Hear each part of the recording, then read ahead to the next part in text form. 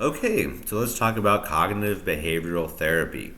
CBT is one of the most effective therapies for mental health and mental illness. CBT operates as a cycle or triangle made up of emotional state, behaviors, and thoughts. Those aspects always affect the other two. Behavior causes changes in emotion and thoughts, emotion changes behavior and thoughts change emotion and behavior. Frequently, the cycle changes from a trigger and the unexpected world around you, and it can also be physiological changes like drinking too much or having too much coffee. What also might affect it is being medicated, is probably helpful.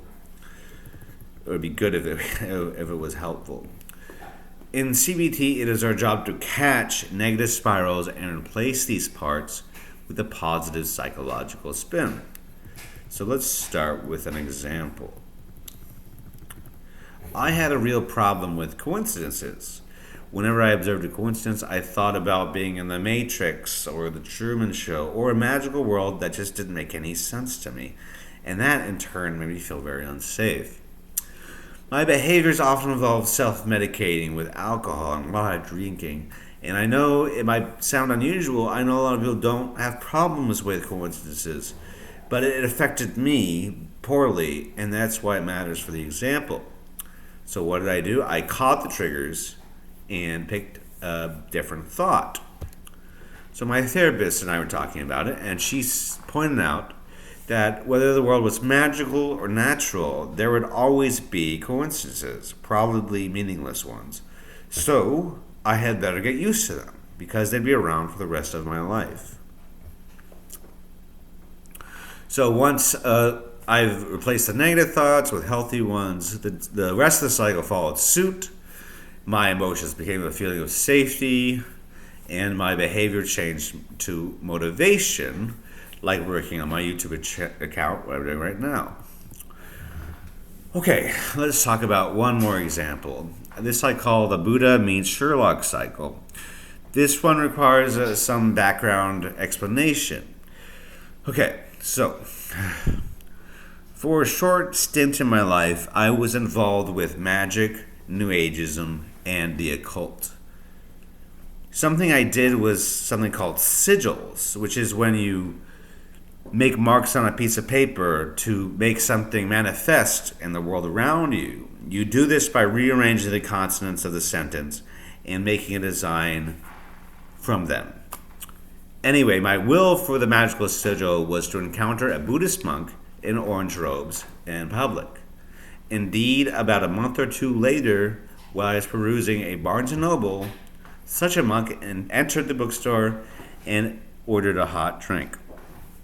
Now, I think a lot of people will react to this and say, hey, cool, maybe things are magic, that's awesome. But I was terrified, and that existential dread followed me for years. Those thoughts followed into rumination, a behavior, and made me feel unsafe, an emotion. A magical world or a spiritual world made no sense to me.